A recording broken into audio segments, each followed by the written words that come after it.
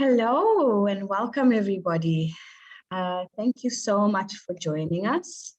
I just want to take this opportunity to welcome everyone into our first moment of reclamation through conversation.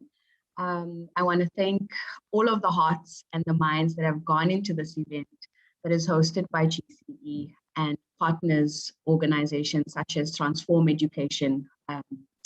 Your energy and co-creation is seen and is appreciated. My name is Zina Scullard, and I am the Youth Engagement Officer for the Global Campaign for Education. This is quite an historic moment for GCE as a movement, both on a political as well as movement building level. During this global pandemic, we gather today to be in conversation and genuine co-creation with youth and students and activists leading the charge towards social justice and attainment of SDG 4. This is a moment of resistance. This is equally a moment of showcasing our resilience.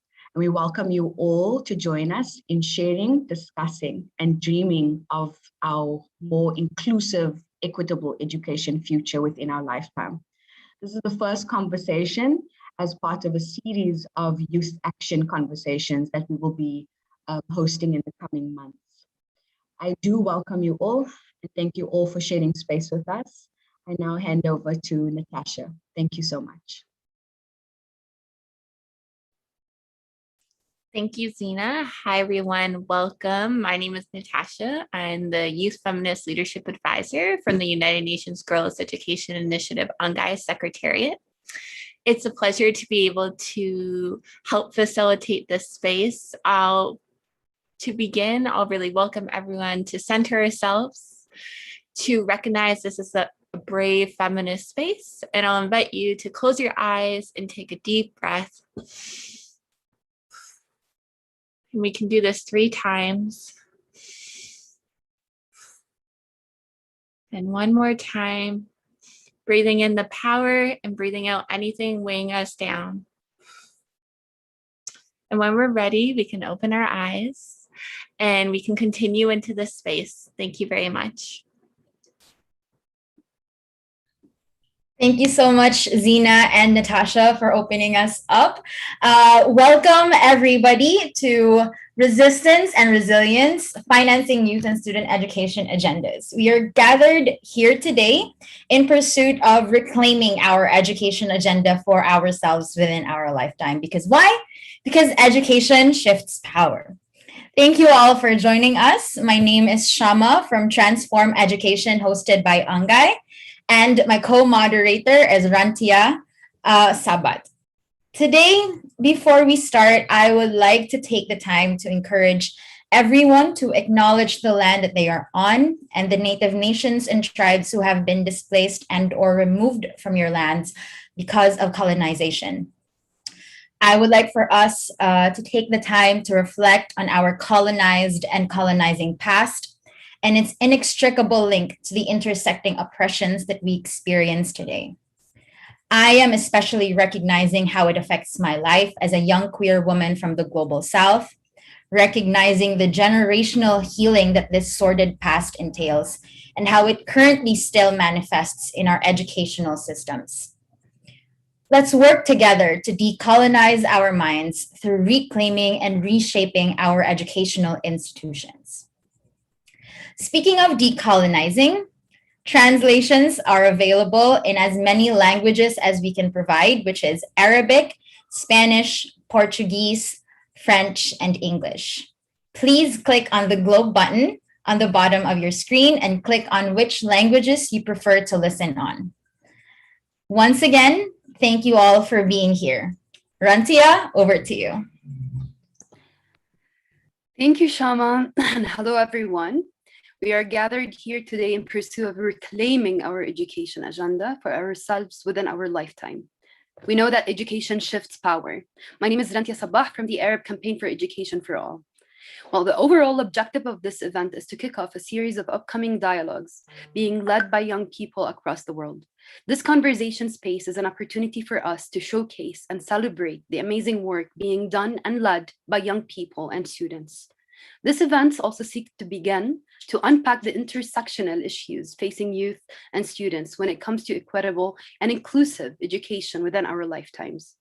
But if we really look closely, we can see that this issue, inequitable and exclusive education, has originated from colonial oppressive systems in certain parts of and countries of the world, feeding off the resources, drying and stealing the lands and stories of the people, leaving its people in a long journey of reclaiming their voices, spaces, history, and rights. So today, this space is no ordinary one. And for that, I would like to ask you to really listen to these powerful voices within us and amongst us, their stories and lived experience, for they are no ordinary ones. They are the youth who their lives are a reflection to their history. They are the youth who are the great-grandchildren of their lands. They are the youth who are living their ancestor voices and stories. They are the youth who are reclaiming their own spaces back. And not only this space, but all of the world. So thank you for joining us today. And we will start right now by kicking off the program. So we're going to ask that all participants please keep their microphones muted throughout the conversation. We will have a Q&A at the end of our program. So please use the chat box to post any of your questions throughout the program. And due to the limited time we have on our hands, we are planning to record the responses of the unanswered questions today and post them as soon as possible through our social media accounts. So stay tuned and follow us. And now we're going to move on to our first video.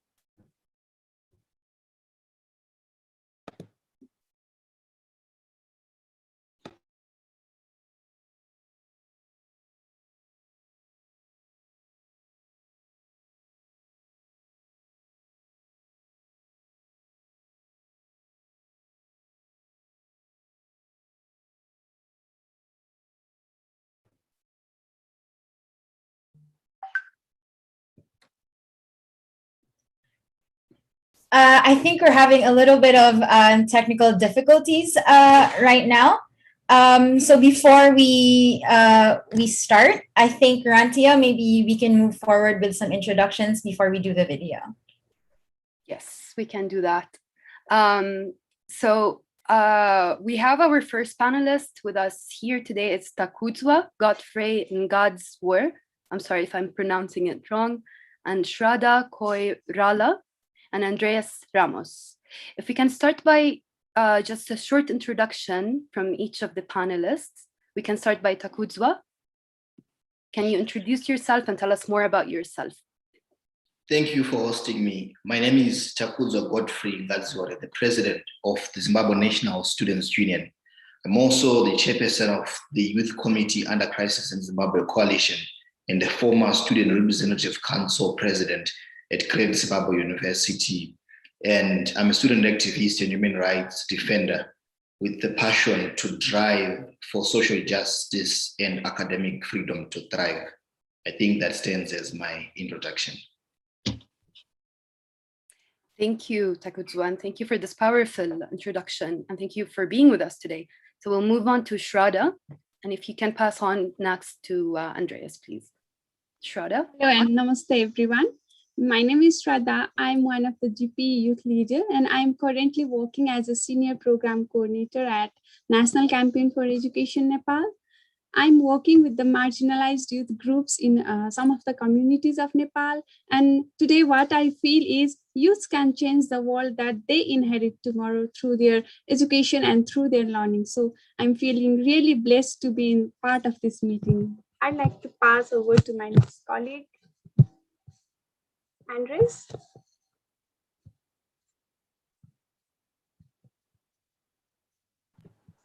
Muy buenos días para todos y todas. Mi nombre es Andrés Ramos.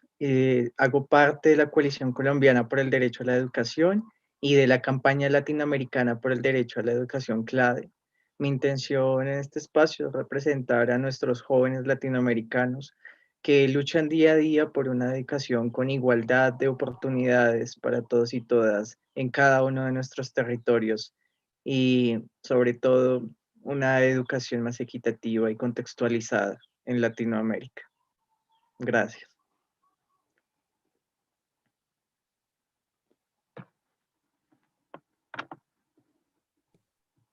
Thank you, Andreas, and thank you, Shraddha.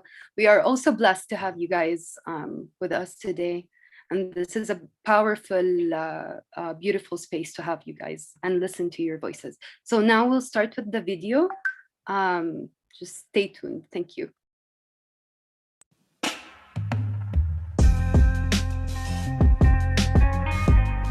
You age faster than you're meant to. It's suffocating because you look at other young people, people your age, people younger than you in other countries, you see all the things that they manage to accomplish with the bare minimum of qualifications or experience, and you compare your lives to them and you basically feel like you're going nowhere slowly. माझं नाव रोहिणी युवराज खोपरे, मी 12वीत, माझं वय 18, मी भारतामधील छोट्याशा खेडेगावामधली आहे. नंतर double lockdown झालं आणि मग घरी अभ्यास पण करायचं, तर ते पण होत नव्हतं कारण पुस्तकं पण शाळामध्ये होते, पण पुस्तकं पण आम्हाला भेटेल नव्हते. मग आम्ही तसेच घरी होतो आणि घरचे काम करायचं, घरी आम्हाला कामाला लावायचे, काम करा, आता शाळेमध्ये बंद आहे तर तुम्ही घरी मदत करा. मग आम्ही घरी मदत केली. नंतर ऑनलाईन क्लासेस सुरू झाले, त्याच्यामध्ये पण आम्हाला ऑनलाईन क्लास करता नाही आले कारण त्याच्यासाठी साधन लागतं आहे. तर मग माझ्याकडं साधन नव्हतं, म्हणजे फोन काही असं नव्हतं, तर मग मी ऑनलाईनचं काहीच क्लास केलं नाही. त्याच्यात पुस्तकं पण घेता नाही होतं कारण त्याच्यासाठी पण पैसे लागत होते आणि घरची परिस्थिती बघून मग असं वाटायचं का काय करावं, मग घरीच राहिलो मी. Nesse período, a gente precisa de ensino mais humanizado y menos mecánico. Una educación que pueda garantizar la participación ciudadana sin que esto sea crimen. Una educación construida desde y para la sociedad y una educación que dignifique la vida en todos sus aspectos.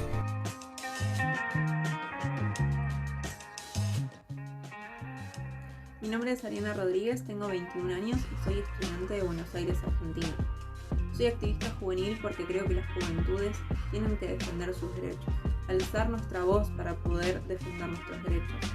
Soy activista juvenil porque creo que las juventudes tenemos muchas ideas y muchas acciones para poder aportar a la transformación de nuestra sociedad, haciendo así una sociedad más justa para todos y todas.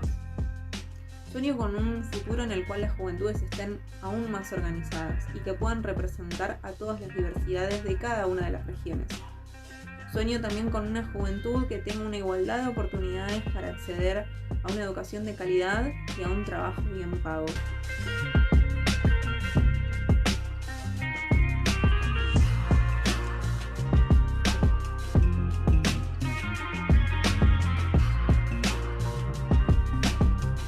Kind of the struggle in Zimbabwe every day, instead of living your dreams, you're consistently trying to defend your dream because we're living in an environment that almost makes it feel like it's not okay to dream. Inclusive education is the most effective way to give all children a fair chance to go to school, learn, and develop the skills they need to thrive. Inclusive education means all children being in the same classrooms, in the same schools. It means real learning opportunities for groups who have traditionally been excluded, not only children with disabilities, but speakers of minority language too. Inclusive systems value the unique contributions students of all backgrounds bring to the classroom and allow diverse groups to grow side by side to the benefit of all, according to UNICEF. We have to tackle stigma and discrimination, and we need to educate each other individually on the benefits of inclusive education. Agenda educativa para nosotros mismos en el transcurso de nuestra vida. We are reclaiming our education agenda for ourselves within our lifetime. La educación cambia el poder. Education shifts power. Wow. It is true that we can see the intersectional issues in this video, but it's also clear that we can see them as deeply rooted issues that are being strengthened from oppressive systems and severe lack of financing into inclusive and equitable education. But it's also clear that we see the youth and students globally being active, driving form and transformation into reclaiming the education and spaces. Reclaiming our education agendas for ourselves within our lifetime is imperative if we are really to shift the way that education is used as a tool of commodification rather than a tool of transformation. So please welcome us again for our first panelists, Takudzwa, Shrada, and Andreas. I'm going to take the floor and ask you a few questions, and if you can introduce yourselves, if you can please introduce yourself, and we can start by you giving the input and personal opinion of the video that you just watched into your own personal lives and experiences. And we can start by the first question after you give your own opinion on the video.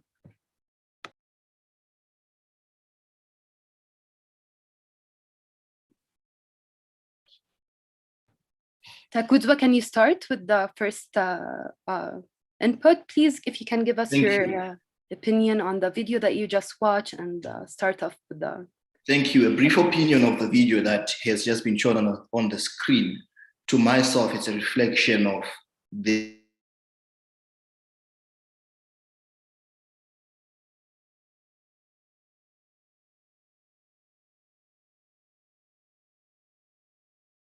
Okay, I think Takudzwa's internet connection has gone. So we can move on to Shrada, and then when Takudzwa come back, we can let him know. So Shrada?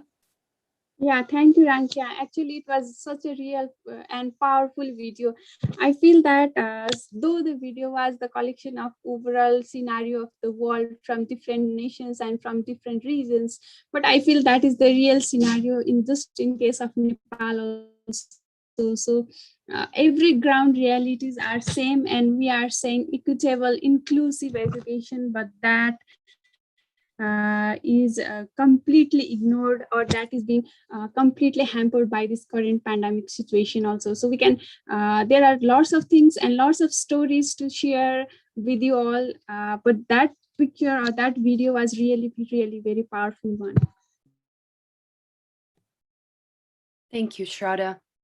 On to Andreas. Can you give us your opinion on what you've felt during the video?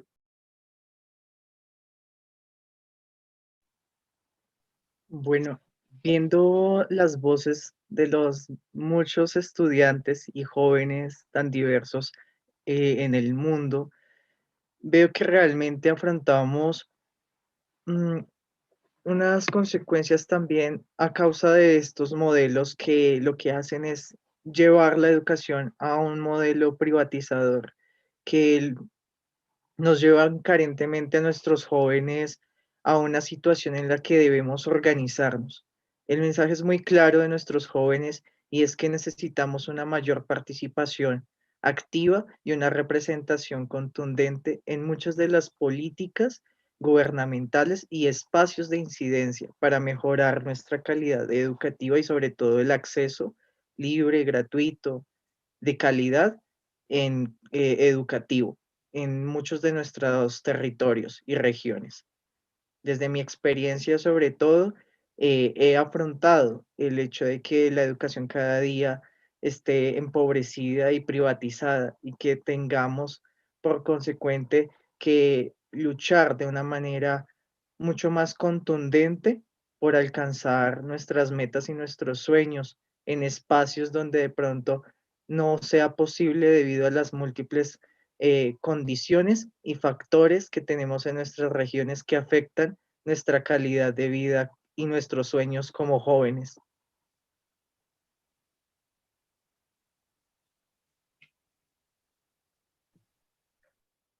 Thank you, Andreas, for this beautiful and powerful input you and Shrada gave.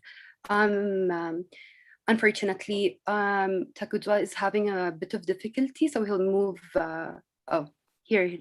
Takudzwa, are you with us? Is it all good? Yeah.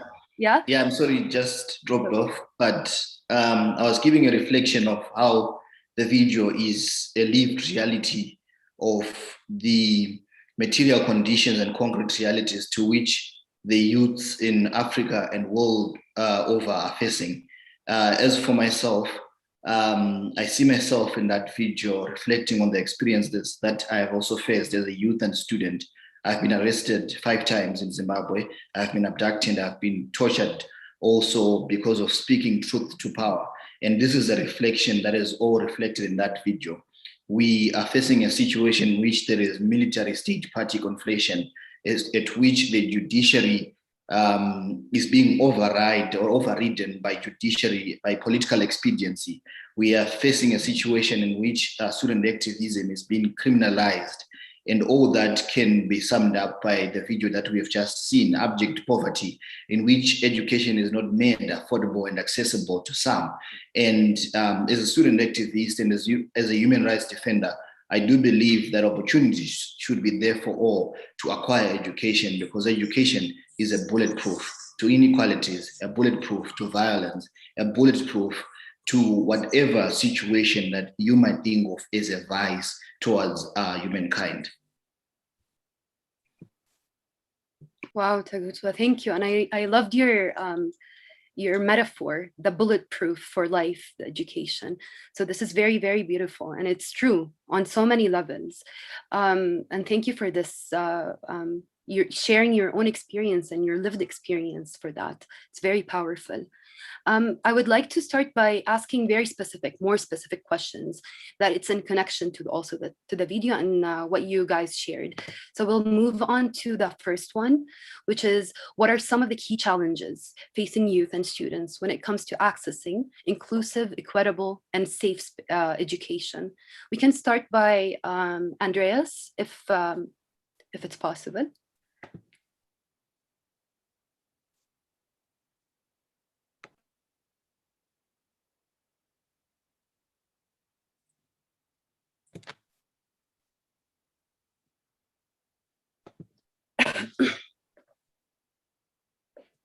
Andreas, are you with us?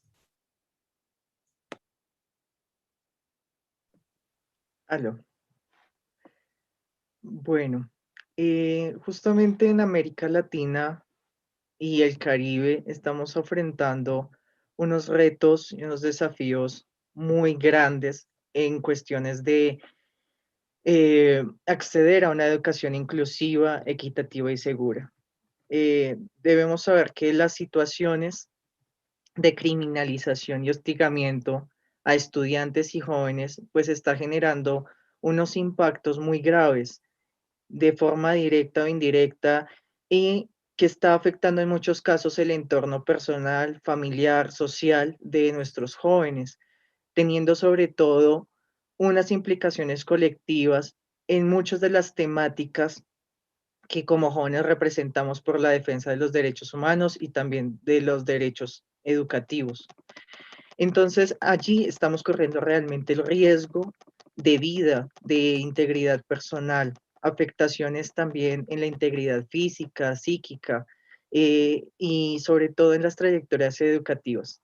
Si hablamos a nivel personal y desde Colombia, actualmente estamos hablando también de unas constantes manifestaciones que exigen una reforma policial, que exigen también una matrícula cero para la continuación de estudios de educación superior y sobre todo un Estado más solidario. Y yo creo que esta situación que se vive en Colombia, país en el que me encuentro, es una situación que estamos viviendo en América Latina y en el Caribe, porque los y las jóvenes estamos exigiendo sobre todo que el Estado pueda garantizar una educación de calidad, que pueda garantizar la seguridad y la no criminalización de las protestas que muchos jóvenes y estudiantes encabezamos, que podamos lidiar con esos estragos económicos de la pandemia, que en este momento se ha elevado y que ha elevado la pobreza y en el alfabetismo en muchos de nuestros países, a causa también de estos estallidos sociales que estamos viviendo en Latinoamérica y sobre todo en Colombia, y que han llevado a la muerte, por lo menos de aquí en Colombia, de más de 60 personas a causa de las movilizaciones sociales.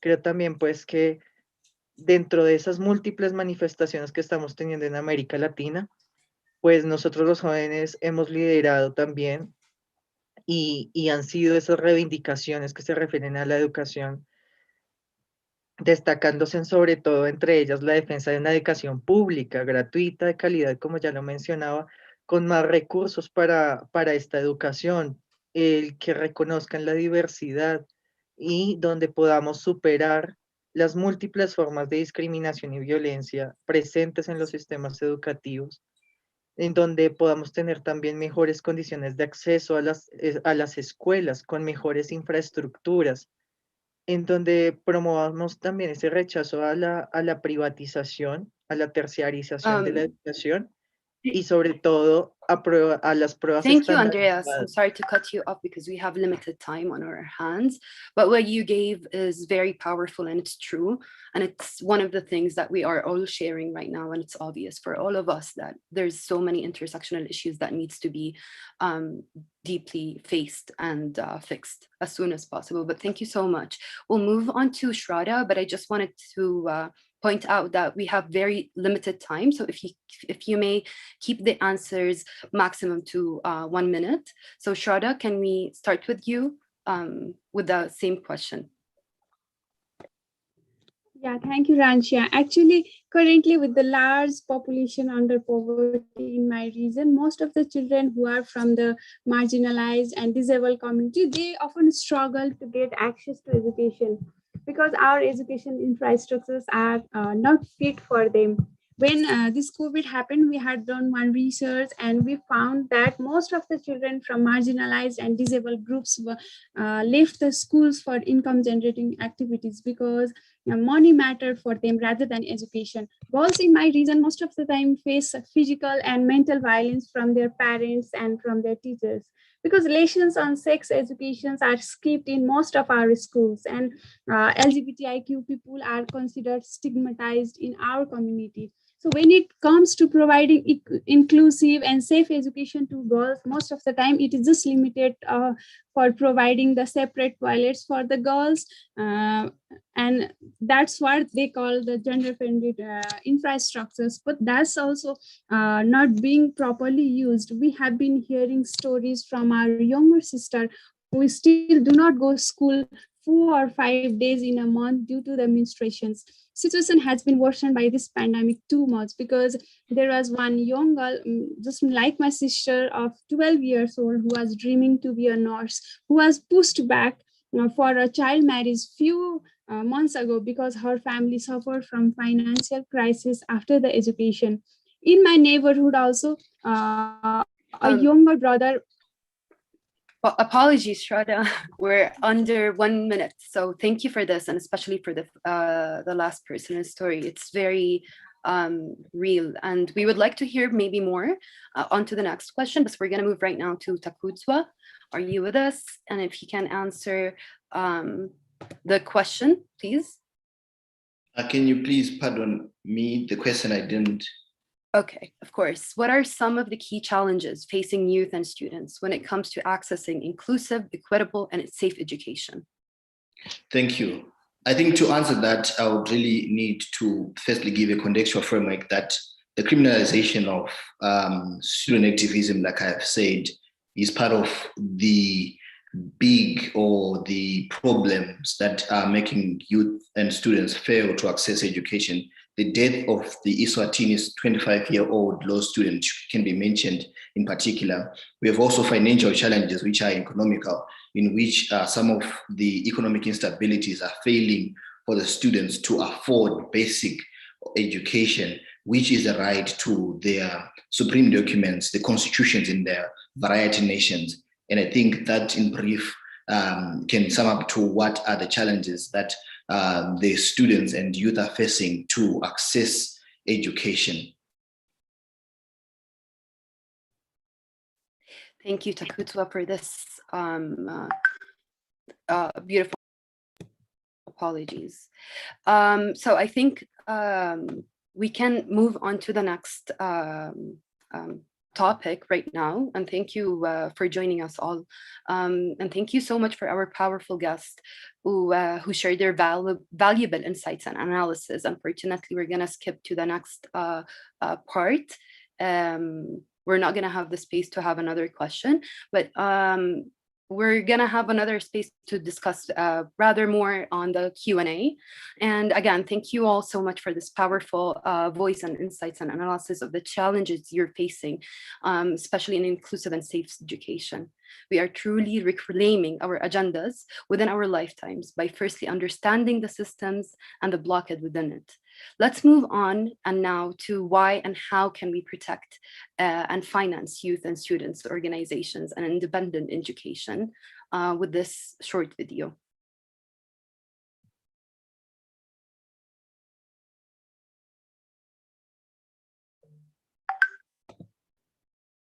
Is the video ready? Perfect.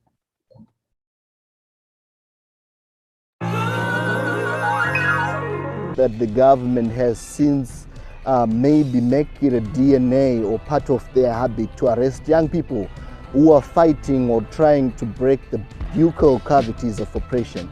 But they will never stop. They will never be afraid. They will always fight on, just like myself. Hi, my name is Fatma Kabi and I'm an inventor and activist. So it's super important for us to feel represented in the curriculums and to start shaping the future of education. Yet, it's very hard for young individuals to reclaim the educational sector and start shaping the curriculums that are taught in school. So instead, we started educating each other through social media by creating fun infographics and fun posts that everyone can read and has access to. By that, we're learning information from each other and hearing other people's experiences, and making sure everyone is seen and heard. And because it's so special to be able to share your own story and have other people relate to it. And that's what you get when you have young individuals on social media. So although we're not able to shape the curriculums, we still found ways to teach each other, because education is not limited only to classrooms.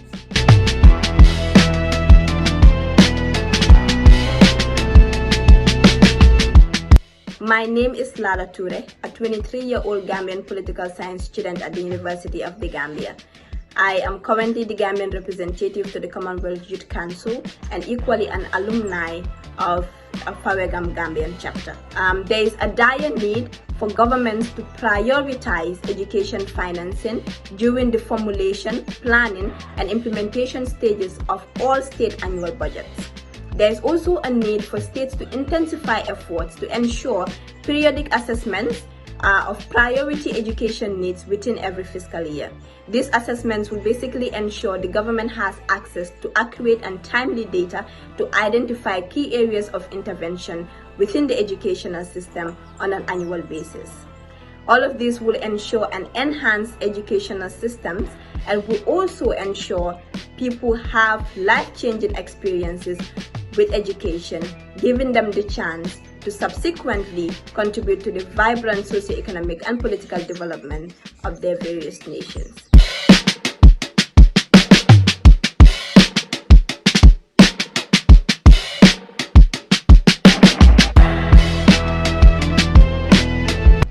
My name is Mary Jacob Ogusa, the GPE leader hosted by UNGEI Transform Education. I'm Nigerian and I live in Nigeria. I was once told that leadership is making changes and making efforts that outlive even your own life. State leaders, make the efforts to prioritize education today, as education is the bedrock for every other developmental changes you can make.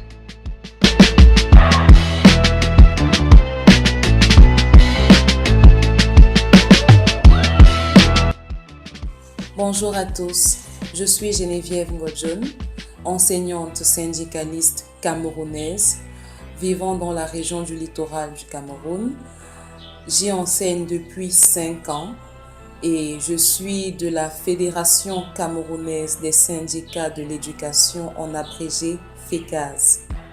Le plus grand challenge concernant le financement de l'éducation pour moi se résumerait en ramener l'État à refinancer le secteur de l'éducation, parce que l'État finance de moins en moins le secteur de l'éducation, cela en laissant par exemple des individuels investir le secteur de l'éducation en créant des instituts. Parce que qui dit privatisation dit exclusion. Une certaine tranche de la population ne pourra pas avoir accès. Si un établissement a des frais très chers, une famille moins nantie ou des familles qui n'ont pas suffisamment des revenus ne pourront pas avoir des frais. We are reclaiming our education agenda for ourselves within our lifetime. We are reclaiming our educational agenda ourselves in our lifetime. Power shift. Because education shifts power. Thank you.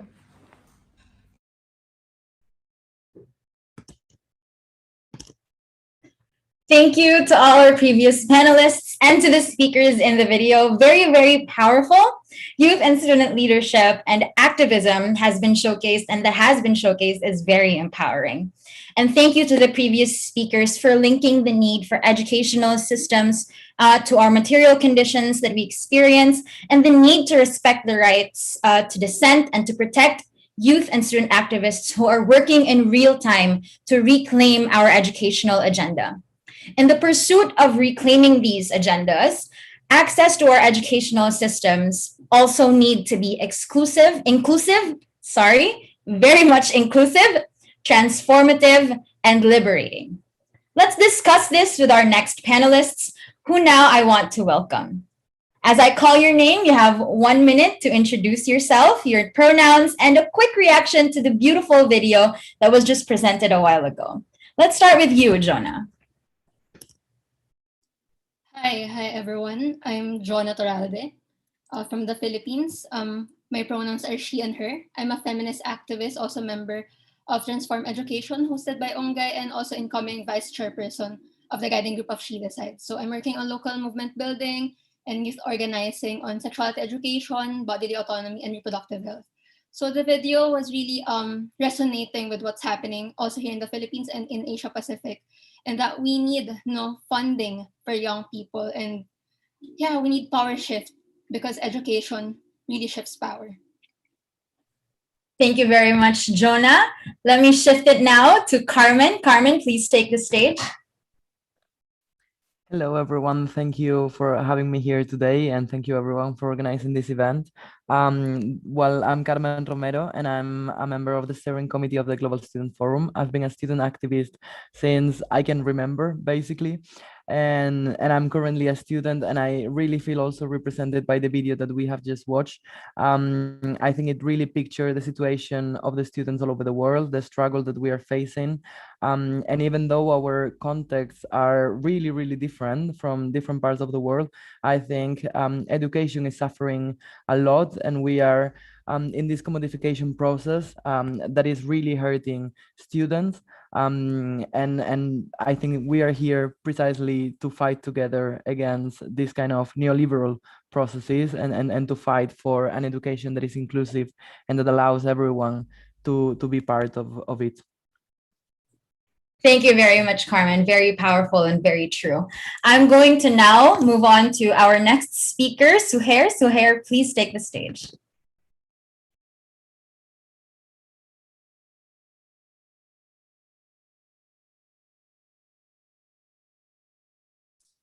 أولا مرحبا، أنا سهير زياد سعد، إعلامية ومدرسة لغة فرنسية وناشطة اجتماعية بحقوق المرأة. بدي أتشكركم أول شيء على هالمؤتمر اللي فعلا كتير مهم إنه نحن نكون عم نشارك فيه. وبداية بدي أحكي عن التمويل التعليم، هو القضية الأساسية التي نحارب من أجلها، لأن التعليم هو السبيل إلى التنمية الذاتية، هو طريق المستقبل، فهو يطلق العنان لشتى الفرص ويحدد من أوجه اللامساواة. هو حجر الأساس التي تقوم عليه المجتمعات والمحرك الرئيسي للتنمية المستدامة. يعد موضوع التمويل من أعقد المشكلات التي يواجهها التعليم وأكثرها إثارة للجدل، وهذه القضية مطروحة في جميع الدول لأسباب عدة. أولها ارتفاع تكاليف التعليم في تزايد الاهتمام على الجودة، ومنها تزايد الإنفاق على البحث والتجديد بحكم ما تفرضه المنافسة الدولية في البحث والتعليم من سعي دؤوب إلى التمييز. بدي أحكي كمان إنه نحن في كتير توصيات لازم نحن نطلبها كرمال التعليم، وهي إنه الضغط الممارس على قطاع التعليم سيزداد لا مجال، يعني إنه في القريب العاجل، وهو معدل النمو السكاني المرتفع كأحد الأسباب، وبالتالي تبرر الحاجة إلى المزيد من الاستثمار، وهذا بدوره يزيد من الضغوط على الدول. وفي الوقت نفسه يجب أن ترافق التمويل الجديد مع إجراءات ومصادر مبتكرة جديدة من قبل القطاعين العام والخاص، مع إشراك المواطنين بأنفسهم في هذه العملية. إلى ذلك يتزايد متطلبات تحسين الإنصاف والكفاءة في الخدمات التي تقدمها نظم التعليم العالي. فقد لا تختفي المشاكل الحالية بفعل ضخ المزيد من الأموال وحسب، ولكن نظام التعليم في الدول العربية بأكمله يستلزم إجراءات تطوير داخلية جديدة، وهناك توصيات عدة، منها بناء نظم ضمان الجودة لتصل إلى كافة الطاقات في الدول العربية، وإسقاط الدين العام سواء منه العملة الوطنية أو بالعملات الأجنبية، ووقف دفع الفوائد المطلوبة. وكمان بدي أحكي أنا بدوري عن بلدي لبنان اللي عم يواجه مشكلات كتير كبيرة. للمرة الأولى بلبنان منذ عام 1916 نقترب من المجاعة، للمرة الأولى ينهار التعليم والاستشفاء، للمرة الأولى يختفي الدواء والبنزين، للمرة الأولى تنهب المصارف أموال المودعين. فلبنان يعيش الآن حالة من التفكك والضعف، حيث يظن الجميع أن لبنان نال استقلاله بعد انتهاء الحرب العالمية الثانية، وقد ظن الجميع أن هذه الفترة انتهت بلا عودة، لكن المستعمر دوما يخطط بطرق بديلة عن الحل العسكري، وهو زرع الاستعمار الفكري عن طريق وكلاء تتحدث باسم الوطن، ولكن لا خلاصها للمستعمر بقى فكريا، وزرع وكلاءه في كل الدول. وكمان بدي أحكي عن الاستعمار الدولة الفرنسية للبنان، وهذا الشيء اللي خلى اللغة الفرنسية مسيطرة في بلدنا، في كثير من الدول العربية، وخلى المدارس الإرساليات الفرنسية تفرض علينا إنه نحن ندرس اللغة الفرنسية بمدارسنا بدل ما نحن نكون عم ندرس بلغة الأم. وهيدا الشيء بيأثر كتير على دولنا، وعلى كمان يعني المواطنية اللي نحن عم ندافع عنها ومنطالب فيها، بس نحن ما عم نزرع المواطنية بأشخاصنا وبأولادنا وبأفراد المجتمع. فلذلك نحن كتير بدنا نشتغل على موضوع المواطنية وموضوع تمويل التعليم، لأنه هو قضية كتير مهمة. لازم كلنا نكون إيد وحدة، الوطن العربي كله، كرمال نقدر نتخلص من هيدي الأزمة اللي عم يمرق فيها كل بلاد العالم. وشكرا كتير لكم.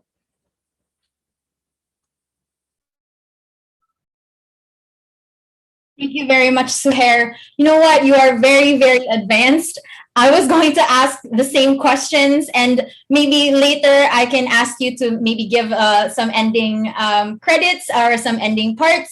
But let me just throw this question to Jonah and Carmen as well, because Suhair has wonderfully answered it. You know, she said that the institutions are very much difficult to access because of the high cost, because of the high competition, because of discrimination, because of the discrepancy between the quality of education between private and public schools, because of colonialism and language barriers and the language issues that we are experiencing right now.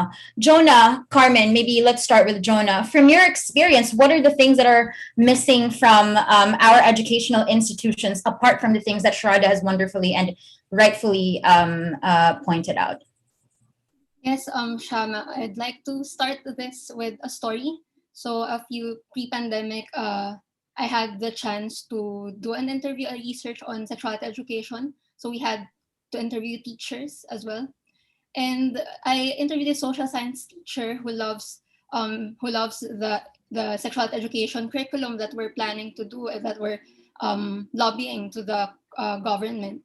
But when I asked her directly this question, that if a student came out to her and that they came out to her that they're trans, the student is trans, would they agree to for that trans student to dress according to their gender expression? And I was really exemplified by her answer because she straightforwardly said no. So at first she was very very loves to integrate CSE, but when asking a straightforward question, she said no. So this very tiny scenario, but it perpetuates this internalized discrimination.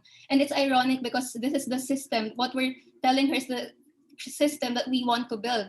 But this tiny discrimination set us back to furthering our systems to be gender transformative. Our primary and secondary schools are traditional. Actually, we shouldn't even call it traditional because the norm should be gender equal. So schools is where students form identities, and it's where we ask ourselves what are our soji. It's a time for exploration. So it's still, one of the missing key is that the school is still one size fits all curriculum. And us in the feminist sector, in the development sector, we it's already a cliche to talk about intersectionality, but truth be told, we're struggling with intersectionality, and it's highlighted by this pandemic. I also recently had the chance to do another program, and then had the chance to interview another group of young women and girls, and also young boys. And what we saw, what's recurring, is that they didn't had a chance to re-enroll this school year. So the reason is that the added care work at home. So when we talk about care work, we're only highlighting adult women, married women, but actually even young boys and girls are burdened with care work. So they failed to enroll. Some of them enrolled, but failed their subjects. And also those who or their parents had COVID, they contracted COVID. They were the ones who were required to care for their parents, for their grandparents as well. So how can we innovate now to address these concerns, these kind of little scenarios in our head, but address these concerns of inequality and accessing education? We should recognize that even before the pandemic, there's already inequality. But during this pandemic, it's still existing. There's no little to no effort to address this. So how do we eliminate this societal discrimination? And how can we bring back the feminist approaches to education, for it to be meaningful, regardless of socioeconomic status? I think that's one of the main hurdles right now, and also regardless of abilities and disabilities. So we need this feminist approach. We need it now, not tomorrow, not post-COVID, but now. Now we failed to ask this tiny questions, but we failed to ask why are we being exclusive with this current situations. Now we're failing our students, we're failing the majority of young people. Thank you very much, Jonah. Very poignant. And it's very good that you noted and you pointed out COVID as well as one of the main drivers of inequalities right now, as it is, but also there's a pandemic within a pandemic, right? Gender inequality and the lack of access to different kinds of opportunities, educational opportunities, is also a pandemic within a pandemic. Thank you for pointing that out. Carmen, let me go on to you and ask you, and maybe you can also just try to answer the question as well on how we can ensure that educational spaces are inclusive, gender transformative, and that it nurtures leadership among young people. Thank you. Well, I think first of all, we need to acknowledge that we are living in a patriarchal society, and therefore everything produced by this society is intrinsically patriarchal as well. The feminist movements have faced multiple and different challenges when trying to achieve a fairer and equal society. And as students, we witness the same challenges in our educational spaces. We've learned from this that we cannot take our rights for granted. We need to fight every day and everywhere. And this is a cultural and material battle. Culturally, because we need to change the mindset of the people. Being pedagogical and explaining that feminism isn't a fight for women, but a fight for equality for everyone. While doing that, we need to be aware of the material changes that we need to make. We need to analyze and map institutions, governments, and organizations that are allies in order to push together for a better allocation of resources. The oppressions that we as women and as young women face on everyday basis are different in their expression, but come from the same roots. Educational spaces must be a safe place for minorities, allowing them to rethink the next steps, at the same time nurturing the debates that social movements are having to achieve their goals. Thank you very much, Carmen. I thought you had so much more to say. I was just listening and I was listening on everything that you were saying. But thank you very much. Jonah also kind of said the same thing as well, that there is definitely a need for safe spaces for minorities. And she started with a very powerful question of how do we bridge that inequality? And, that's a very difficult question that I doubt a webinar like this can answer right now. But we're hoping that this snowballs into a huge conversation within your communities for those who are attending right now on what are the solutions to the inequalities that we experience right now. Jonah suggested CSE, making sure that we reclaim our roots of gender equal norm instead of this colonial import of patriarchy that we're experiencing right now in the global South. Suhair suggested that there's a need for debt relief, especially for their country, that there's a need for good funding for education. And in the same breath, also Carmen suggests that there's a need to map out the material changes that need to happen in order for us to be strategic in the way that we're trying to change education and achieve reclaiming our educational agenda within our lifetime. Thank you very much, Jonah, Carmen, Suhair, for your time, for being our speakers today. Now, let me just give it now to Rantia to start our question and answer portion. So, and thank you, Shaman. Thank you all for this great input and opinion and sharing your experiences and personal perspective. It was very, very empowering and very beautiful to hear. And thank you all for all the panelists and activists who are contributing their own perspective. Having heard these challenges and the need to protect and reclaim our education, I would like to open the space up to all of our panelists to share their perspectives on the solutions and future thinking regarding the topics. So I'll start by naming one by one, but the first question is going to be, what kind of systems do we need to ensure a future that we envision? So we can start by Carmen, since I have you the first camera on. Of course, thank you. Well, I think the capitalist system is failing. And I used to say that the capitalism is a system that is perfect because it keeps changing and updating itself. And even those things that are against capitalism turn out to be products that can be bought and sold and keep nurturing the system. But capitalism isn't just an economic system, but the economy, because the economy is political and it translates in the fight of the weak against the weaker, and above us all, the few richest. This system has been exploiting the planet and the people that live in it for too long, and it is time to change from a system that prioritizes the capital to a system that puts human lives in the center. We, the people on our planet, must be the priority, and that's exactly what I was saying before. What feminism is proposing, it's to be equal, to put our lives in the center, to approach things differently, and to learn not just from our victories, but especially from our failures. And I would like to finish saying, as Rosa Luxemburg said, women's freedom is the sign of social freedom. And we need to keep this in mind when rethinking the systems that we want for the future. Amazing. Thank you so much, Carmen. So it's very, very true that you said that the economy is political and everything is political. Putting human lives is what matters the most. I'll move on to, from the first group of panelists, we can start off by Shraddha. If you can answer the question. If you want me to repeat it, it's what kind of systems do we need to ensure a future that we envision?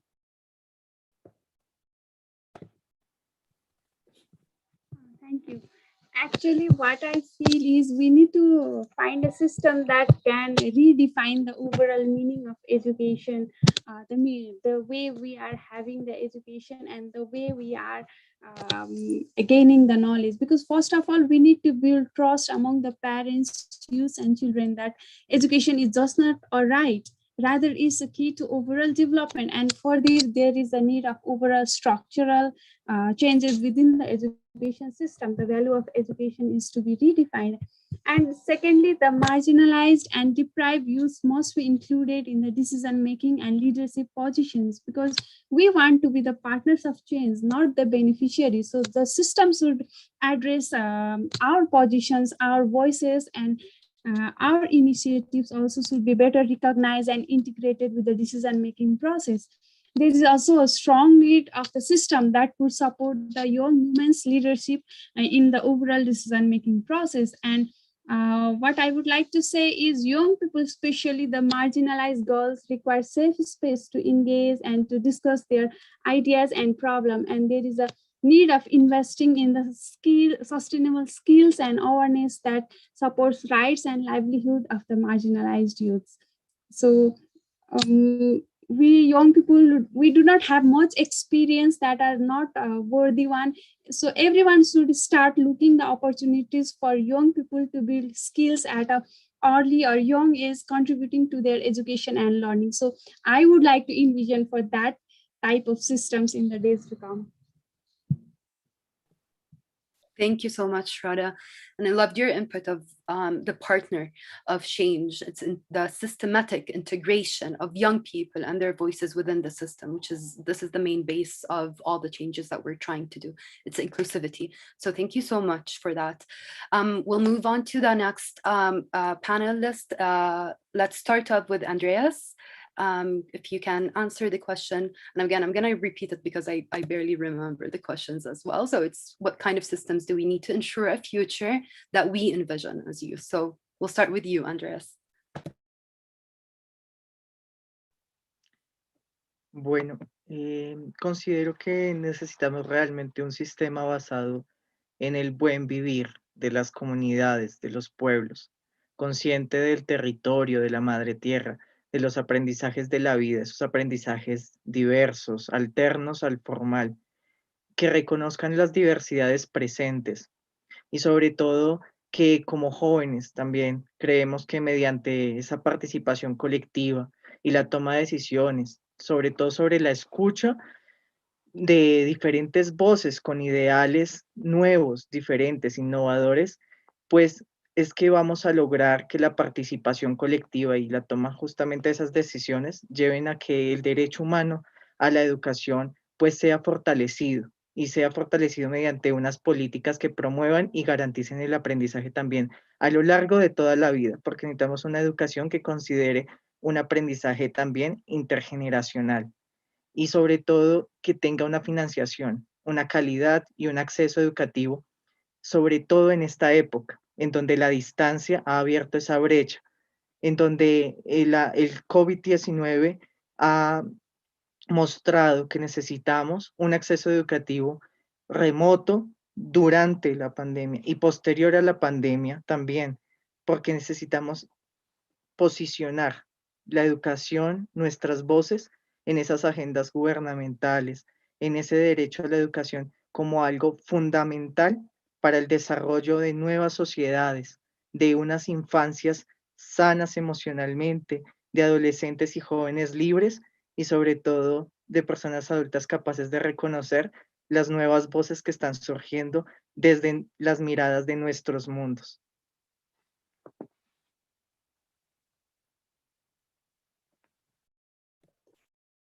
Thank you, Andreas, for this. It's land acknowledgement and the diversity of the experiences of the people. It's what matters. Thank you. We'll go to Takutsua for the same question, please.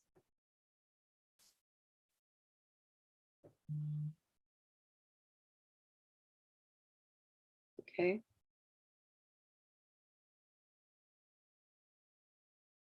We'll move on to when Takutsua come back. We'll move to Suhair for the same question, please.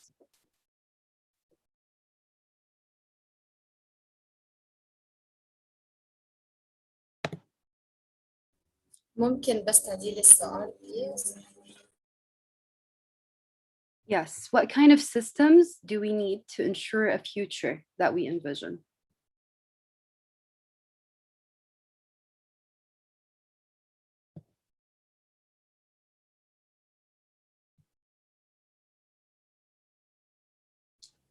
أول شيء الطلاب المتعلمون بشكل غير متكافئ بسبب الصعوبات الاقتصادية اللي نحن عم نمرق فيها وعم بتواجهنا كل يوم. الطلاب غير قادرين على يعني شراء أقل احتياجاتهم بسبب الأسعار المرتفعة ولأنه كل شيء عندهم مفقود. فأنا برأيي إنه يكون مأمن لهم أقل مستلزمات هن بحاجة لها مثل كهرباء، إنترنت، وهيدا الشيء اللي عم بخلي الاهل انه يبعثوا اولادهم كرمال يروحوا على العمل من اجل الحصول على احتياجاتهم اليوميه.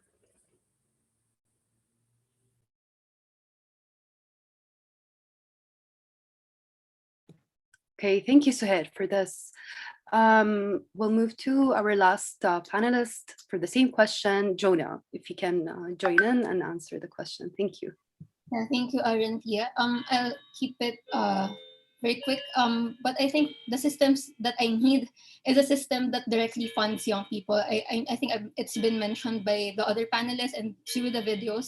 But we know that young people can see through this lens, through the gender equality and feminist lens. We have the expertise, and people should listen to us. The donors, the institutions should listen to us. And we don't only need their listening and their empathy towards our resistance and resilience. We need their money because we know how to use it, because we can build, the gender transformative education that we really envision. Oh, true. Thank you, Jonah. Financing education, because education shifts power. I'll give the mic to my colleague, Shama. We can start off by the Q&A. Shama, thank you. Very much, yeah. So when our attendees registered, we also asked them if they had any questions to throw our speakers. But if you have any questions and if you're an attendee right now on live, just use the Q&A button and we'll try as much as we can with the limited time that we have to answer your questions. But right now, we're going to answer the questions that were given to our speakers through the registration.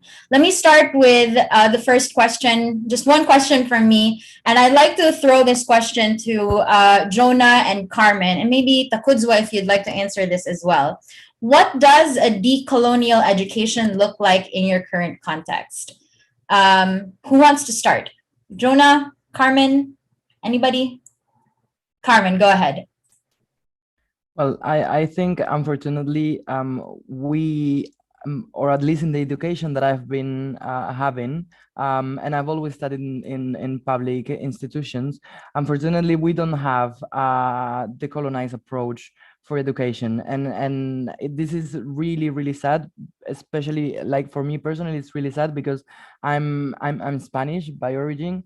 And I know what's the past of my country, and of course I cannot do anything to fix it, but of course I can learn from it, and I can understand that the things that were done in the past, even though they're not my direct responsibility, are something that I have to work through to improve the world where we're living on right now. And what it's becoming like really scary is the fact that, for example, the fact that we don't have a decolonized education serves also for those extremist movements, right-wing movements, to try to sort of be proud of a history that we shouldn't be proud of. And this is something that the fascist movements and Nazis movements are doing, for example, in Europe. And this is something that we should fight also from decolonized education. So I think this is a fight that right now civil society needs to pursue, and we need to push institutions, public and private institutions, to allocate resources, to change the education that we're giving to students, but also to change the mindset of the teachers and the professors, and to make them understand as well that what they're teaching, maybe it's not the right version of the story, and that we just need to like learn from it. It's like we cannot do anything to change what happened in the past, but we can change the future. Thank you very much, Carmen. Very powerful. And you know what? You're definitely right. In the Philippines, we experience the same thing. The lack of education around martial law has, allowed some resurfacing of people who are apologists to our former dictator, which is not good because we want to change history, right? We want to rewrite history in a way where our norms of gender equality and equality in general is enshrined in that. So thank you for pointing that out as well. Jonah, really quickly. Yeah, I do agree with you, Shama. We're both from the Philippines, and also Carmen. It's very similar here that we don't have, decolonized view of education. And I think it's the teeny tiny moments that we're looking at. It's translating, for example, sexuality education into local aspects, but not really fully understanding the diversity, the essence of it. So I think, and also because our current systems are still capitalist, it perpetrates, as what Carmen has said as well, it perpetrates the current systems and the current divide that we're currently experiencing. Thank you very much, Jonah. Carmen, Jonah, I love how efficient you are with your answers. I'd like to give it now to Rantia for the next question. Rantia? Yes, thank you, Shama, and thank you all for your beautiful answers. We'll start by a simple question, if you can keep it in one limit of 1 minute. I would like to ask Andreas, we'll start with you. What do you think that corporate funding can replace public funding for achieving the goal of universal education? I know it's can be a very complicated question, but if you can give us from your own personal perspective.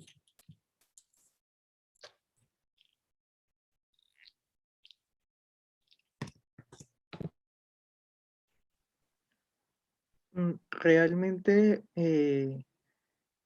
creo que es una obligación de los estados, de los gobiernos, garantizar la educación para todos y para todas.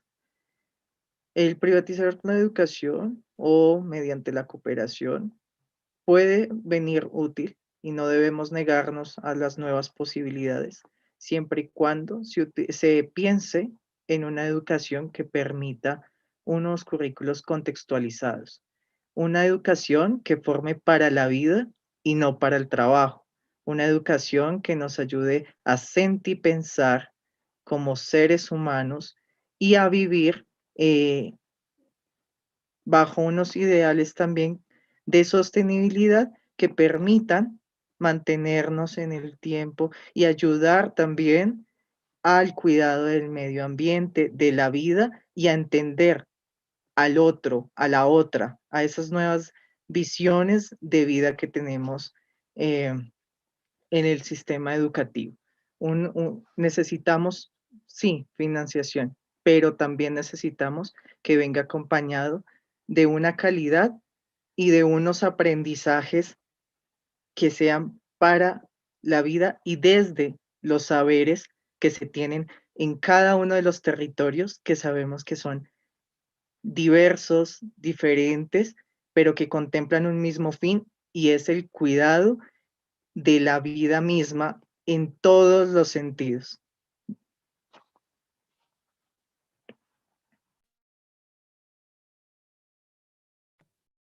That's so great, Andreas, that like you said, that it's not only funding, it's the quality funding that we actually need. Thank you. And I'll move to Takutswa, if you can answer the question and if you're with us.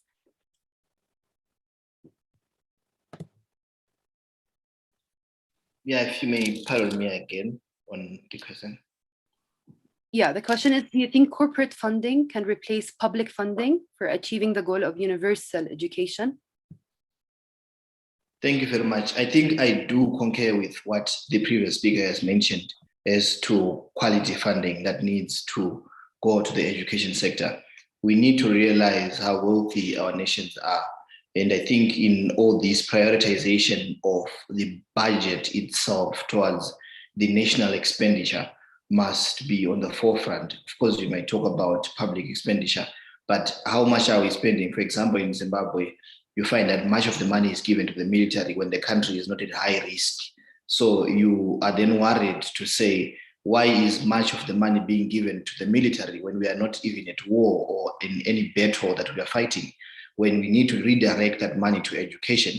So such examples do apply to many African nations in which the national budget, when you say public expenditure, does not respond to the daily needs and wants of the students. Thus, it is quite important for us to then classify that what we need is quality expenditure. What we need is to address accessibility from its bottom demands. And its bottom demands is a reach out to the poorest student, is a reach out from the disadvantaged, the marginalized community, and it's a reach out for those who cannot manage to acquire, because we need to get to a state in which we provide for the basic desires, and then the public will show up their abilities. Because with education, that's where profession comes out. That's where the realization of entrepreneurship, of business, of competition comes up. So that's my point of interjection, that we need to make sure that there is some sort of quality funding, not just saying we are funding, we are putting an allocation. It's an allocation towards what? And how are we making sure that these opportunities are made known to the public? Because yes, they might be there, but the public or the youth or students are aware of such opportunities. Because we need to also create scholarship opportunities. We need to create a vast amount of opportunities for students to be empowered, empowerment opportunities, because economic stability amounts to the consumption of education as a service and education as a facility to all. So we need to make sure that we address the economic question itself, issues around inflation, issues around corruption, because these are cancers that are affecting the education sectors. Then we can start saying, how then can we sponsor for education in quality rather than in quantity? In quantity, we might say we are sponsoring 2 million or we're sponsoring. Right. Takudzwa, we've lost you, but thank you very much. Very, very powerful words, and you're definitely right. You know, there is a need to drastically reallocate the money, right, to education, but not only to education, also to the different material conditions that need to be funded, healthcare, poverty, etc., etc. There's so much that needs to be done. And with that, I would like to thank everybody who is here right now. Thank you, Joe, so much for joining us, to our speakers, to the attendees for Resistance and Resilience Funding Youth and Student Agendas. Stay tuned for the GCE Youth Action Month Dialogue Series coming up in September 2021. Reclaim, resist, and revolutionize. Education shifts power. Thank you. And for those who want to stay to take a picture, stay online with us. We're going to take a picture all together. Thank you, everybody. Thank you, speakers. Rantia, you're amazing. Thank you all. Amazing, amazing people and amazing voices. Done. Fire. Congratulations. Thank you so much to all the speakers that have joined us: Takudzwa, Carmen, Shraddha, Andres, Jonah, who am I forgetting? Shama, Ranishka. Thank you all so much. Your perspectives and your voice and your energy and power was felt and made this entire space. So thank you so much. We look forward to organizing the next conversation series with you all. Thank you, Zina.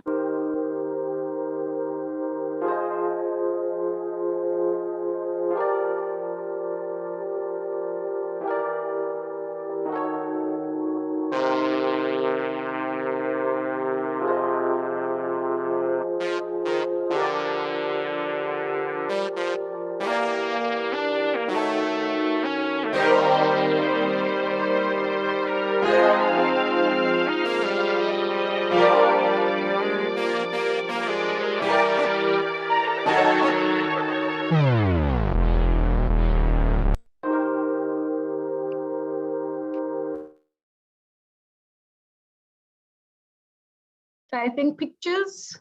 Salma, are we good for pictures?